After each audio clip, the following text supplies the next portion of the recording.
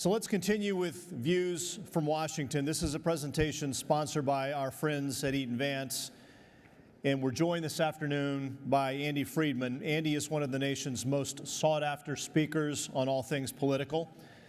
An expert on political affairs, he is known for predicting the outcome of Washington deliberations and providing financial advisors and investors with strategies to consider in light of the changing political landscape.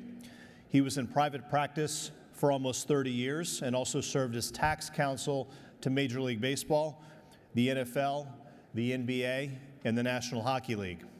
He's included in Best Lawyers in America and Chambers America's Leading Lawyers for Business, which notes that he's the expert's expert.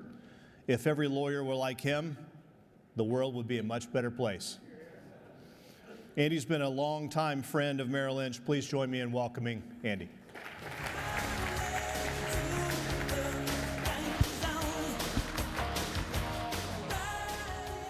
Well, thank you, Jay. It's a privilege, as always, to be here. A number of you came up beforehand and said that you're very eager to what I have to say today. I'm very eager to hear what I have to say today as well. So we'll have to work through that together. I do know this. We had a riveting contest this fall. Captivated the country, great passion on both sides. Very close at the end. We thought it might go beyond when we thought it would end. And then we got a result we haven't seen for over 100 years. So I want to start by saying congratulations to all you Chicago Cubs fans out there.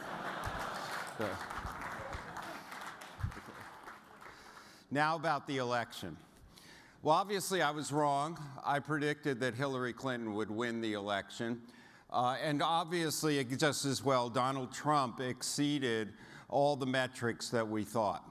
I had said that in order to win the Electoral College, Donald Trump had to run and win every single toss-up state.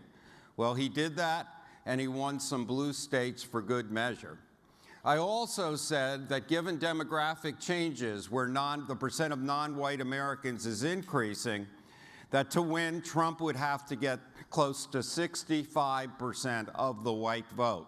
That had only been achieved once by Ronald Reagan in his second term. In fact, he got 63% of the white vote. We knew there was dissatisfaction in the country, but I don't think we understood how widespread that dissatisfaction was. Concern about stagnant wages. Since the downturn in 2008, wages have gone up only about 15%. On the other hand, if you had money to invest in 2008, you've earned about a 200% return on your investment. And that has caused income inequality to become far more disparate than we have ever seen in this country. And that was a tremendous concern.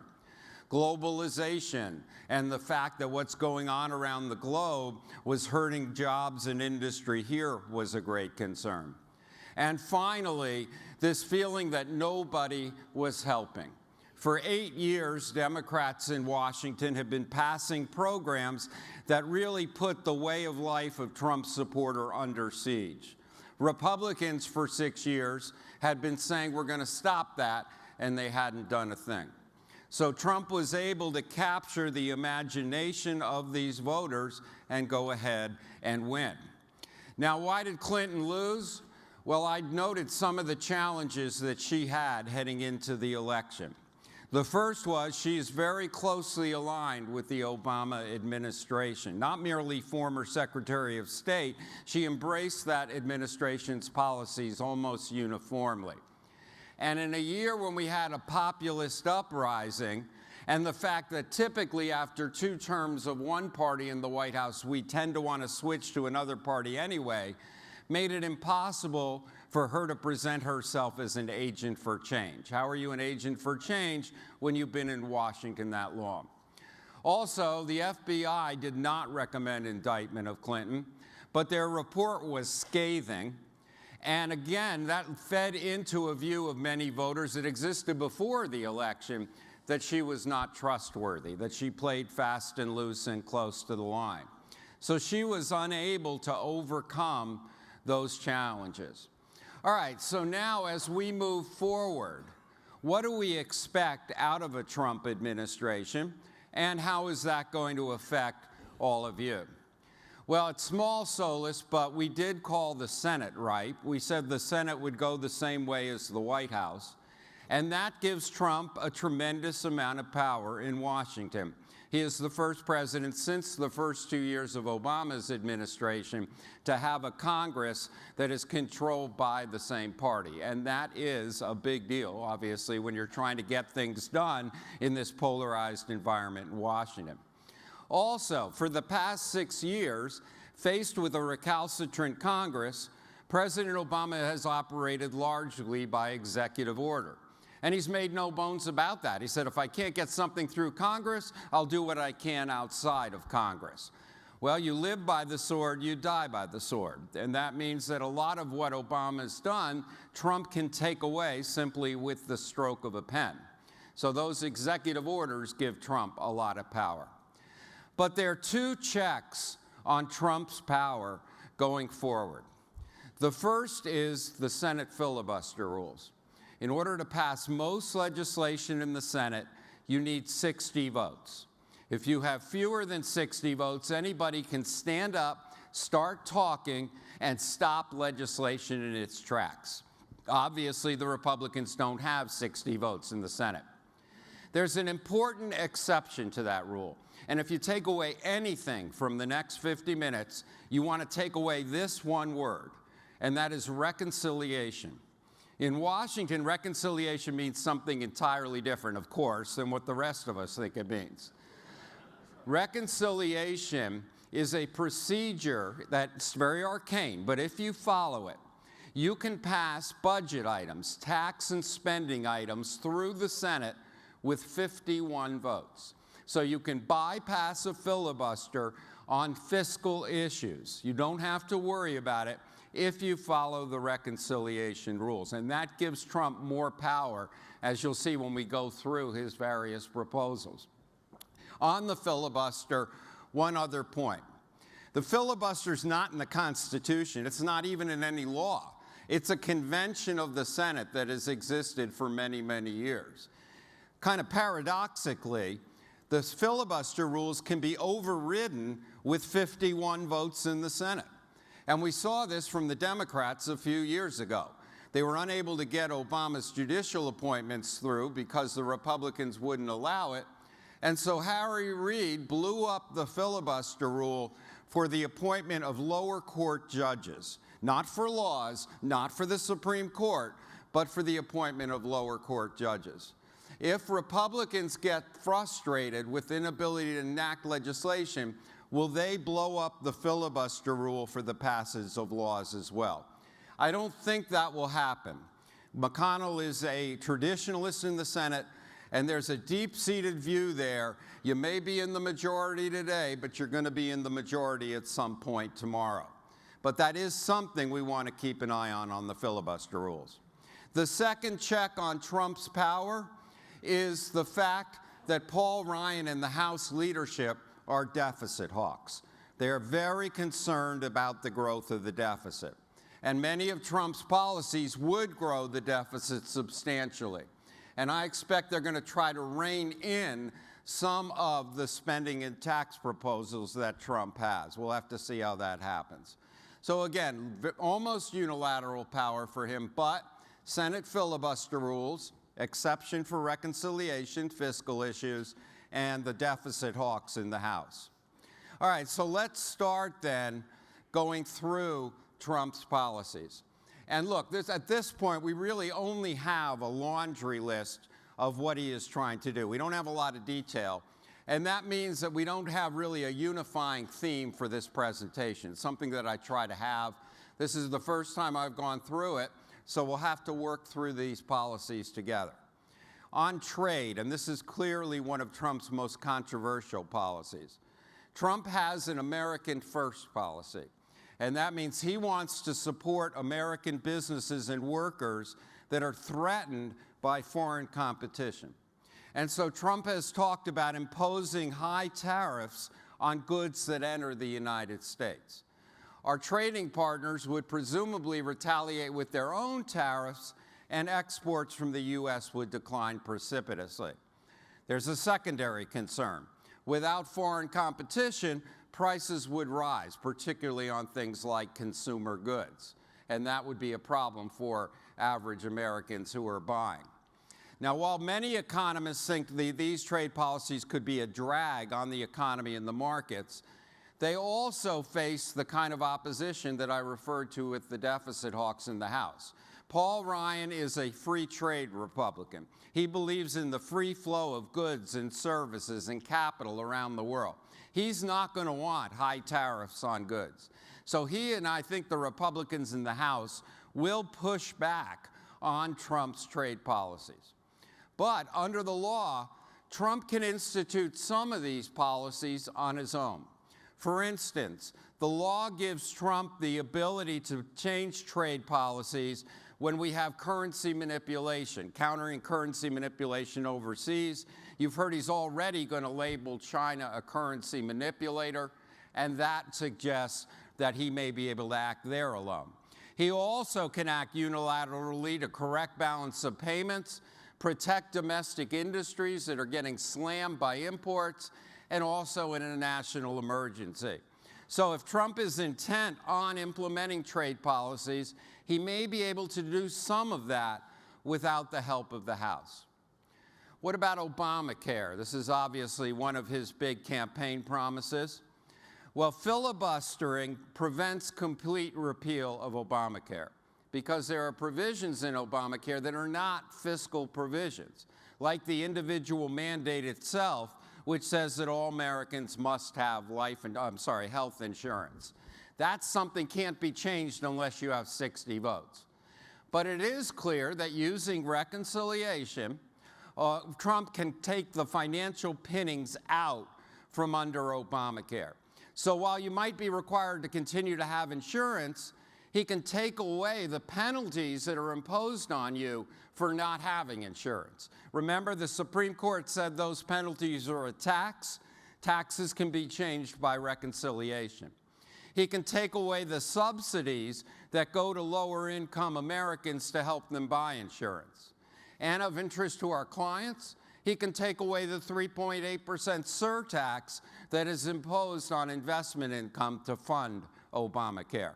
So much of Obamacare can be undone through these fiscal measures. What does Trump want to do in place of Obamacare? Well, we have only sketches of what he's talking about. He would like the purchase of insurance across state lines. He would like to allow a tax deduction for health insurance premiums paid, enhancing health savings accounts, and then now he is talking about keeping two parts of Obamacare where insurance companies have to provide insurance for pre-existing conditions and where children can stay on their parents' policies through age 26. This shows, by the way, some of the problems of dealing with Obamacare. Because if you tell insurance companies that they have to cover sick people, but they don't have to cover healthy people, or at least healthy people don't have to sign up because there's no more mandate, well, then insurance companies have to raise premiums to an astronomical level or more likely get out of the business. So it's hard to have the good stuff without the bad stuff. That is something Congress is going to encounter. But if they're determined, there's no question they can pull the financial underpinnings of Obamacare. Financial services, obviously of great interest to us. Remember that Trump is a populist. He is not a traditional Republican. He is a populist. And traditionally, populists are anti-Wall Street. They do not embrace Wall Street. Nonetheless, most of his stated policies are favorable to our industry. So first of all, he is talking about repealing Dodd-Frank. Again, that won't be possible because you won't have 60 votes in the Senate, and almost all of Dodd-Frank are not fiscal provisions that you can use to avoid the filibuster. So I don't see overcoming a filibuster to entirely repeal Dodd-Frank. But Trump can do an awful lot administratively because most of Dodd-Frank empowers the administration to enforce it. So he can pull back on regulations, water down the Volcker rule, and also cut down on enforcement against companies that Obama might have said deserve enforcement.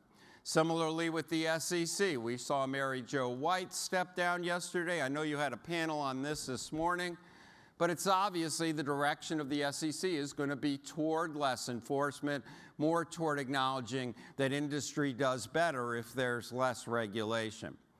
Finally, the Consumer Financial Protection Bureau, something that's been a thorn in the side of much of our industry, that probably will be allowed to atrophy. I don't think it can get repealed because you need 60 votes, but you can certainly emasculate it, taking away really all of its power.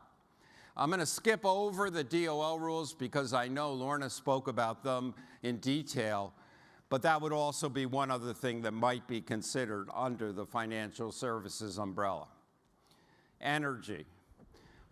Like he has an American first policy, Trump has a U.S. independence in the energy world. He wants the U.S. to be entirely free of any sort of reliance on foreign energy. And toward that end, he looks to expand on the use of conventional energy sources.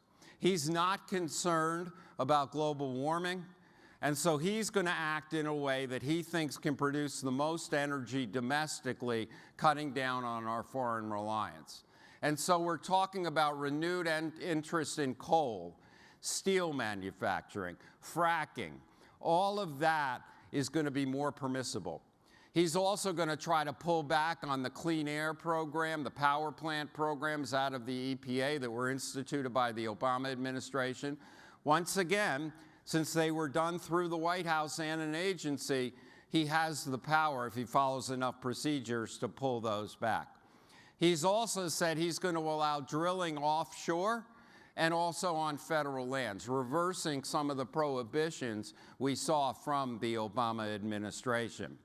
And finally, he said that he would reinstate stalled pipeline projects, Keystone, others. Those projects that haven't gone forward now are quite likely to go forward.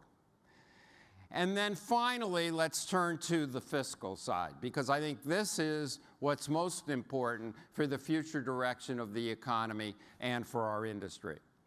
Trump wants to bring along a massive spending program. The first part of that program will be increased defense spending.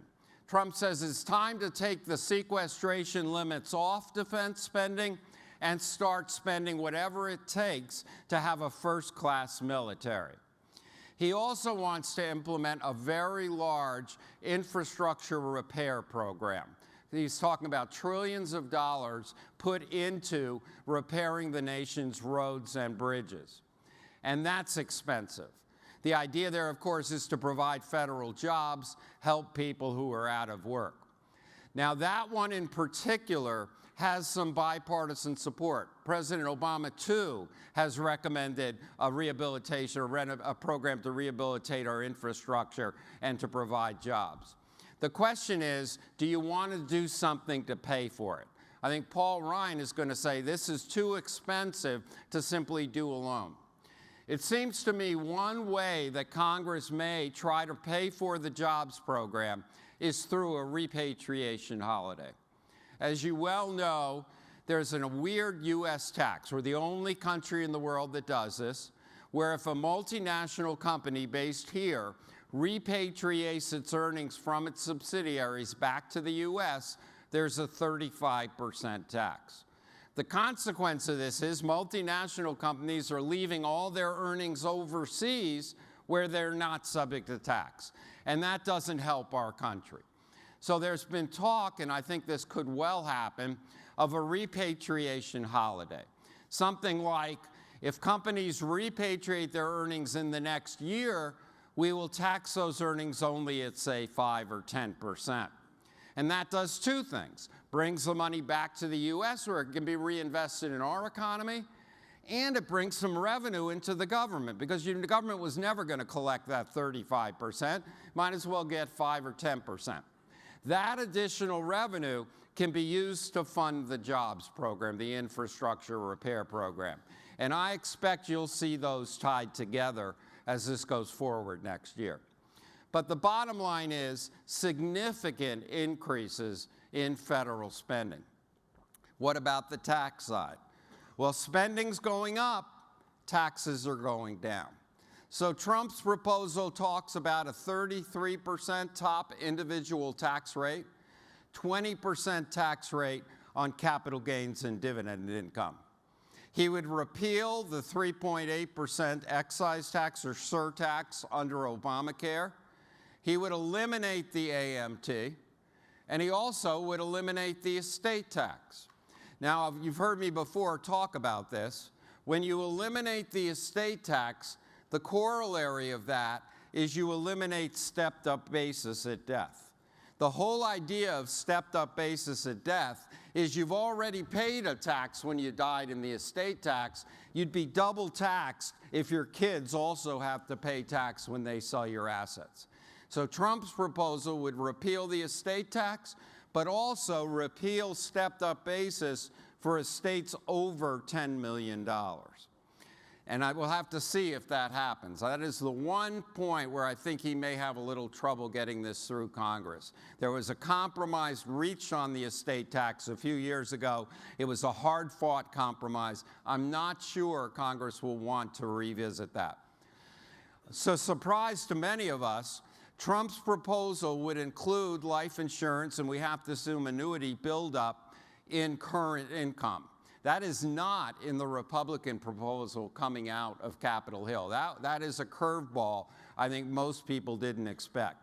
That, too, I believe, will be very hard to get into final legislation. The insurance industry has very persuasive arguments about why you need tax-deferred and tax-free buildup on insurance and annuities, and they'll bring that fully to bear. Again, we don't see Congress necessarily wedded to that principle. But I will say, if there is a change to insurance and annuities, I do not believe it will apply to policies that are outstanding on the date of that change. So if you have clients that need insurance or where an annuity would be appropriate, you may want to move up on that. I don't expect we'll see this change, but I'm quite confident you don't have to worry about the change if you go ahead and purchase that policy now. And then finally, we're talking about tax reform here. Tax reform typically has two components: reducing tax rates and simplifying the code. The second part seems to have gone by the wayside. We don't hear much either from Trump or the Republicans in the House about getting rid of complex provisions in the code. But as part of this process, I think it is possible you will see Congress pass a number of loophole closers to simplify the code and bring in additional revenue. Remember last December when the government had to be funded? Well, Paul Ryan included a loophole closer. He got rid of the Social Security strategy of file and suspend. And I think it's possible we see things like that as Congress considers tax reform. Things that are on the table like maybe perhaps doing away with stretch IRAs, the ability of somebody who inherits a retirement account to take payments out over their lifetime. So we will want to watch for those simplification measures, those loophole closers. Right now, we haven't heard any talk about them. All right, that's individual taxation. What about business taxation? Well, under Trump's plan, there would be a 15% top rate on business income. Right now, of course, corporate rate is 35%. That's a major reduction. And interestingly, he would apply that lower rate to business income that flows through pass-through entities. So if you're a partner in a partnership or a shareholder in an S corporation or even just running your own business as a sole proprietorship, that business income flowing through to you would not be subject to ordinary income tax, but would be capped at the 15% rate. Tremendous boon for businesses, particularly small businesses. That provision is not in the House bill to deal with tax reform. That is something that Trump himself is pushing. Trump also is talking about fully expensing capital expenditures. So if a business buys a machine or something else that should be depreciated, they could choose to take an immediate write-off of the full purchase price. If a business decides to do that, then they lose the ability to deduct interest on loans associated with buying that depreciable asset. And that makes sense. If you're going to get a full deduction up front, you shouldn't also be able to deduct the interest expense that allowed you to finance it. So again, full expensing, lose interest deductions. And then this is a true shock, I think, from Trump's proposal. He would eliminate the deferral system on foreign earnings. So right now, as you know, if you have a U.S. multinational company that earns money overseas, say a subsidiary in France, right now there's no U.S. tax on the earnings of that subsidiary until the money's repatriated back to the U.S. Trump's proposal is to tax U.S. multinationals currently on their worldwide income. You would lose the ability to defer tax on your foreign earnings. That's a shocker and is certainly contrary to what the Republicans are talking about in their tax proposal on Capitol Hill. What about the earnings that are overseas now that haven't been taxed?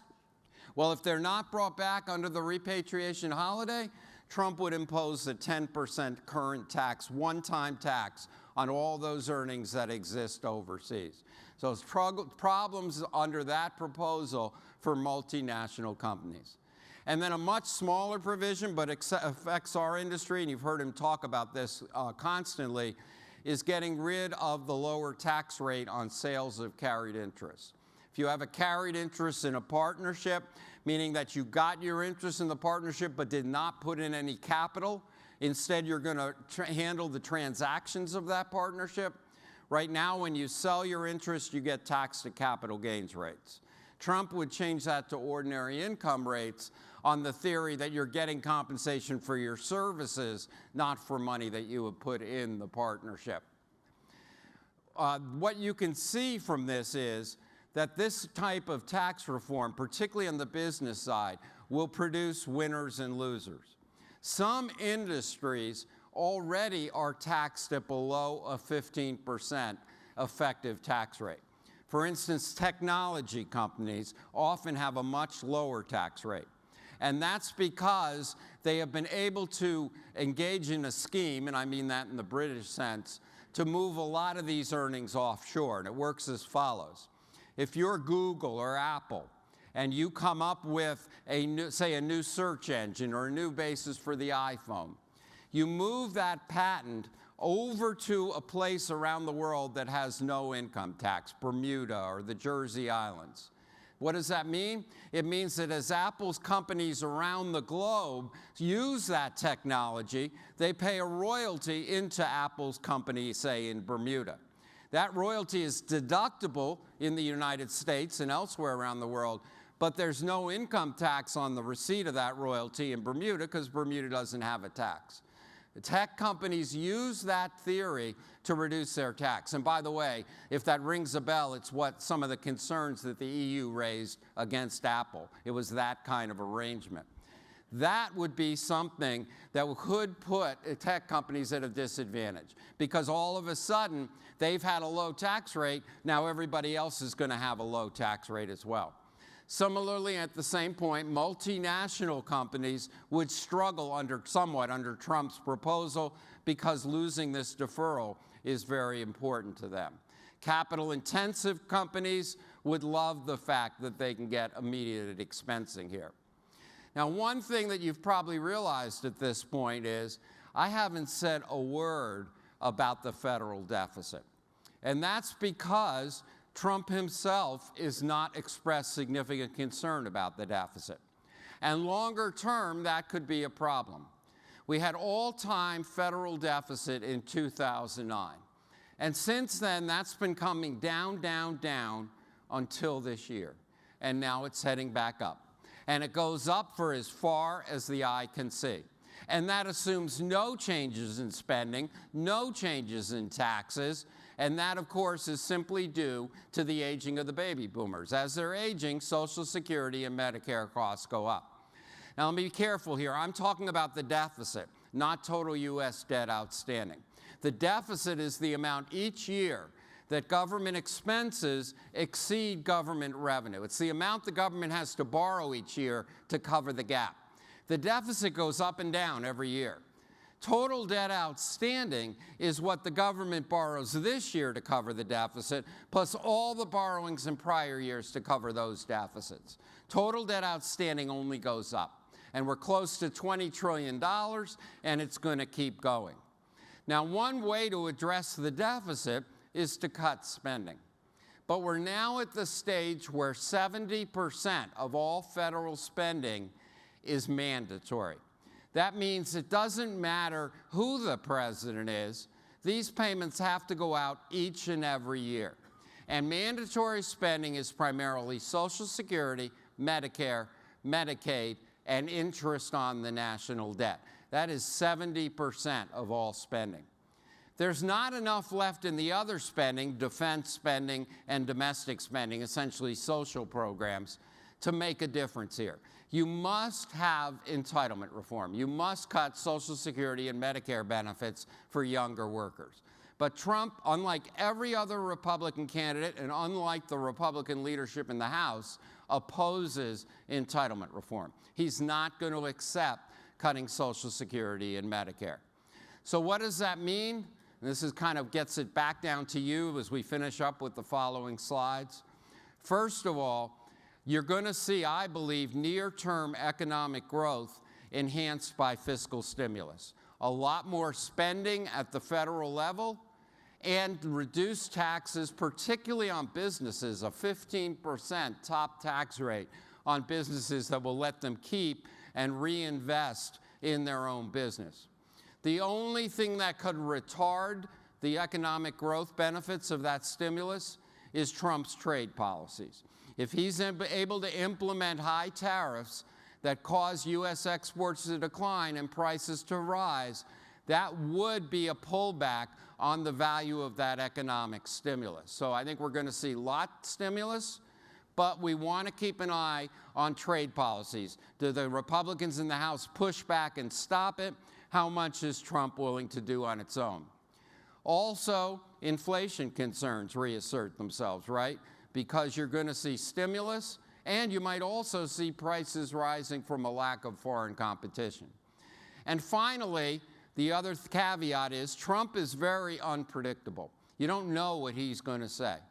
And that, too, can roil the markets. A quick example you might remember about 6 months ago, Trump said maybe the way out of the U.S. fiscal problems is to pay back U.S. debt with a haircut. When your maturity of a Treasury bond, you don't get back 100 cents, you get back 90 cents. Now, he pulled that back quickly, but if he said something like that as a president, I think that would concern the markets, that you can't rely on Treasury bonds. So near term, I think it looks great for the markets, a lot of stimulus, but the wild cards are trade, rising prices, and the unpredictability of Trump in the Oval Office. Longer term, however, there's a concern about debt because it's unlikely that the economy can grow fast enough to replace all the revenue lost through the spending and through the tax cuts. And that means significantly more borrowing at the federal level.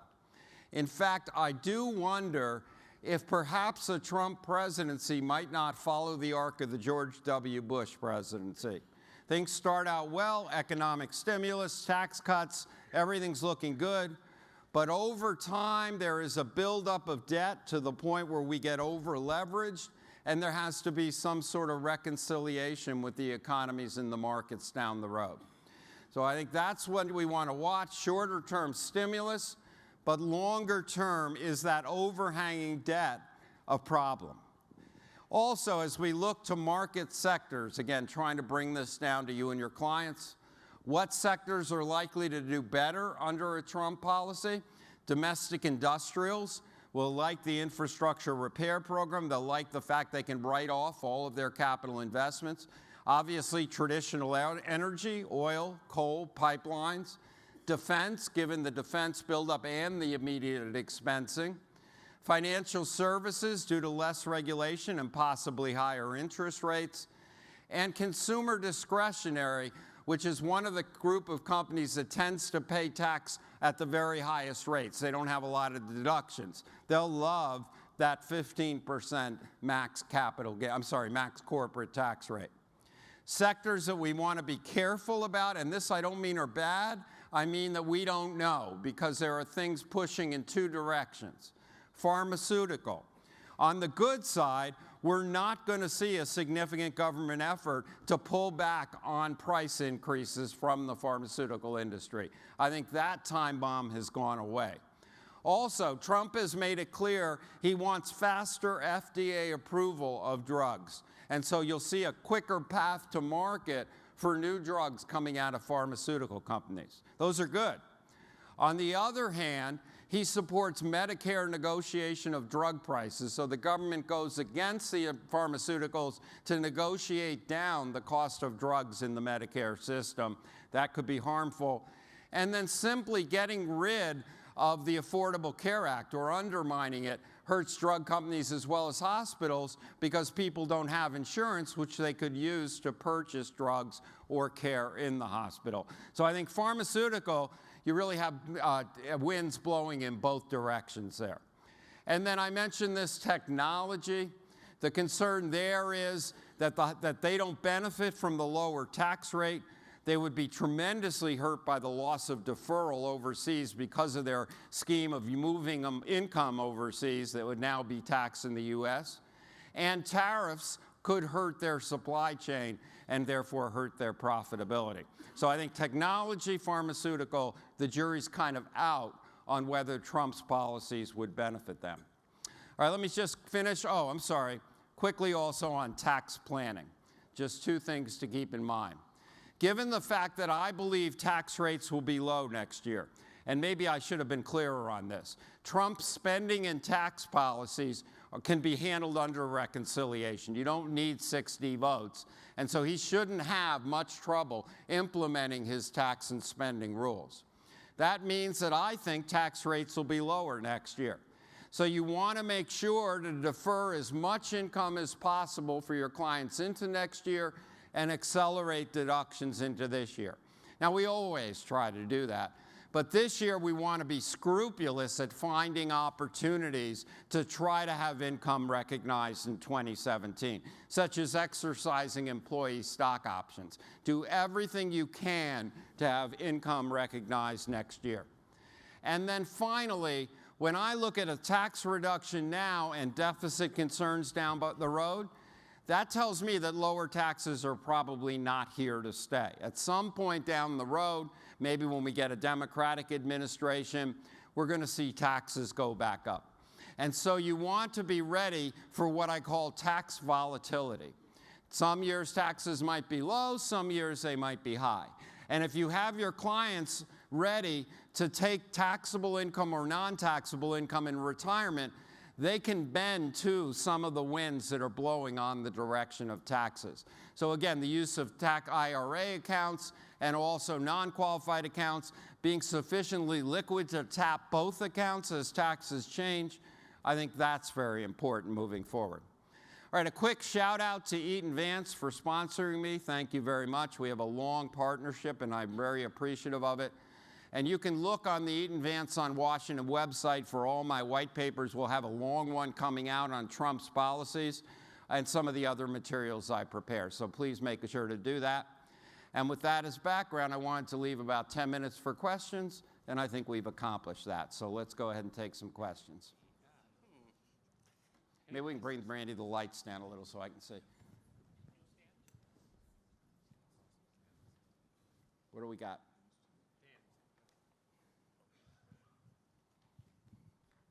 Hello, Andy. Hi. Thank you very much for your talk. I was thinking about the deficit in the Senate and the Congress. There's some Republicans there that don't want to raise the debt ceiling. Now, would they raise a debt ceiling for a Republican president? And That's when a would great that occur? question. So the way we are right now is the debt ceiling runs out on March 17th this year. What that means is the U.S. will have borrowed as much as it is allowed to borrow on that date. From that day forward, the U.S. can't borrow any more money unless the debt ceiling goes up. If the debt ceiling doesn't go up, the U.S. government can't borrow to pay interest on the debt outstanding, and there's a concern the country defaults on its debt. Now, nobody, of course, wants that, But in the past, the Republicans have used the debt ceiling essentially as a gun against the head of the Democrats, saying we want concessions, particularly spending cuts. I don't think that will happen with a Trump administration. Certainly Paul Ryan isn't going to want to do that. I think that there is a feeling that they're going to accept his spending cuts, probably pull back a bit. But it's interesting that the things that were anathema in the Obama administration now seem to be okay in the Trump administration, and one is an expanding deficit. So I don't see a problem with the debt ceiling in March. Got it. Hi, Andy. Since it was a point on both the Democratic and Republican platforms, can you comment on the likelihood of the reinstatement of Glass-Steagall? Yeah. Again, Glass-Steagall is something that is consistent with Trump's populist views, right? So he has both sides going here. He believes in business, he believes in Wall Street, but he's also populist, which is kind of an anti-Wall Street view. My guess is that that won't happen. That again, you'd need 60 votes in the Senate, and I don't think you would be able to coalesce all the people on the no side for that. So, I mean, it is up in the air. You're right, it was on both platforms. It is a populist provision.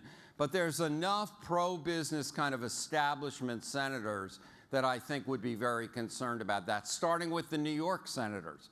So my guess is that doesn't happen. Others? Hi, Andy. Does Trump have a chance of pushing through term limits?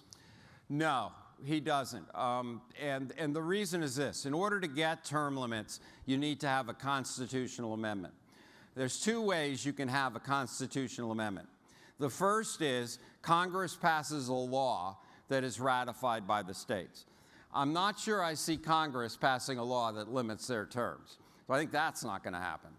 The other way is the states get together on their own and 3/4 of them agree on term limits. And I don't think there's that sort of view among all the states. For instance, if you are a state right now that has a Republican administration in the state, you love the fact that there's Republicans that are running the House and the Senate. You don't want that to change. If you are put in term limits, that whole thing is up for grabs. So I think, as always, where you stand is where you sit. I think a lot of the states would oppose term limits, so I don't think it's possible. Not at the federal level. At state levels, it could be possible. With regard to carried interest, Yes. It's my understanding that in order to tax it, you'd have to change all the partnership rules. So what really are the chances that legislatively that could go through? Are you talking about partnership tax rules? Right.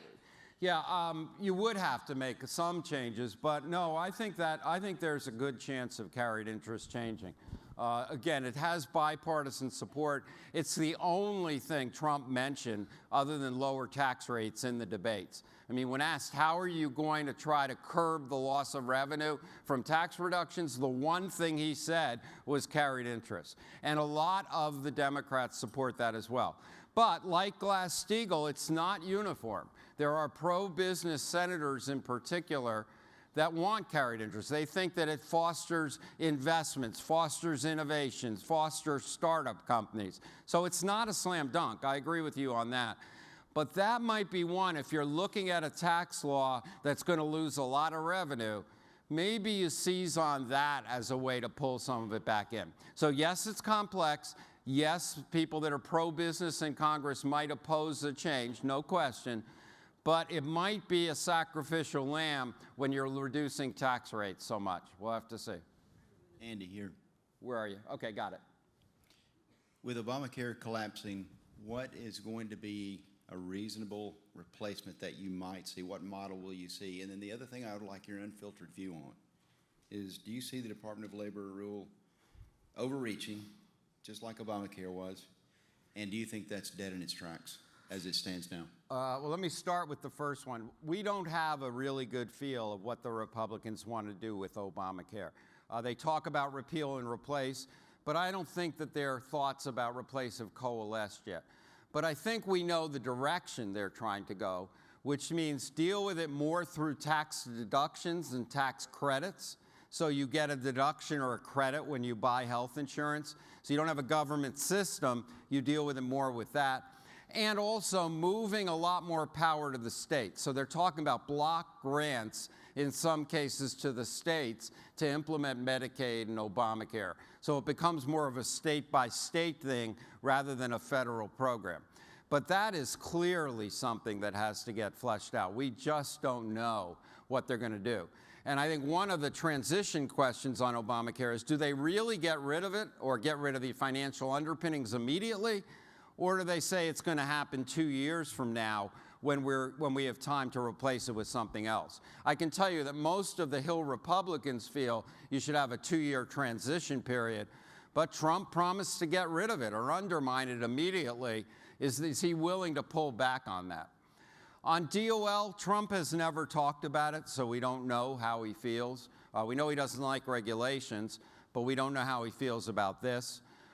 And I think, it depends on if he wants to change it, how high a priority it is. I mean, Congress is going to be flooded with legislative proposals in the first few months. Trump also is going to be flooded with things he wants to change in the executive branch. Does this thing, assuming if he even wants to change it, does it rise to a level that something happens before April? So I think that's an outstanding question, and I think there's no question in my mind the prudent action is to assume that it's going to go into effect. Unless we hear something definitive, and we haven't, then I think that you have to assume it goes into effect, and we'll see what happens there as well. Other questions? Got it. Andy, thank you for your usual brilliant and lucid presentation. All right, we can stop there. Thanks. Okay. One of the things you didn't address, which is immigration policy, which could have major social implications as well as economic. Yes. Could you speak to that a bit? Yes. I think on the first day in office, Trump is going to take away Obama's more lenient immigration program, a program that acknowledged that certain people here that had entered the country illegally shouldn't be returned because they'd been here a long time or they were children or whatever. I think that goes away. That is the centerpiece of what he promised, and I think that, and with a stroke of a pen, that can change. I should also point out that at least one court has said that that exceeded Obama's power, so I'm not sure that's a huge change that wouldn't have happened anyway. I think we will see the border secured. I don't know if we'll have a big wall, but there will be security along the borders. As far as deporting people, Trump is starting to pull back. Now he's talking about deporting criminals, which, by the way, was not any different than what Obama was doing. He agreed criminals have to go. And so I guess the question is, how much effort do you put into rounding up the criminals, or you just kind of wait until they come up and you see them and you deport them? So maybe you see more effort for that. I'm not sure that you see that much different for people here than what Obama's doing, but I do think there's a change on people entering the country. And that does have economic consequences, right? It's not just social policy. It does reduce the workers available in the country. That suggests that wages could rise, and that has economic consequences, obviously. So, yes, I think that you do see a change on people entering the country. I'm not sure you see a huge change on people leaving the country. I don't know that it's that much different than what Obama was going to be able to do after the courts finished with him. One more. Where are we? Hi. Okay, got it. There's been quite a bit of social unrest or demonstrations, especially since the appointment of Stephen Bannon. Can you comment on whether this is an issue or not? Well, it's certainly an issue, and I suspect we were going to have social unrest no matter who won. It just was such a passionate campaign and so many strongly held feelings that it's almost inevitable that the losers are going to feel disgruntled and upset. My guess is it dies down. If we don't see something to stimulate it further, I suspect it runs out of steam. And I would have said the same if Clinton won and the Trump supporters started to act out a little bit. So I think it runs out of steam if Trump manages to take a pretty conventional path and Bannon doesn't influence him too much. You know, it's almost like he's got the angel and the devil on his shoulders, right? You got Bannon on one side, you got Priebus on the other, and it's a question of who he listens to, and he loves to set up rivals. That's how he likes to manage, people who have rivals in front of him. So I think if he can manage not to inflame the controversy, I think it goes away.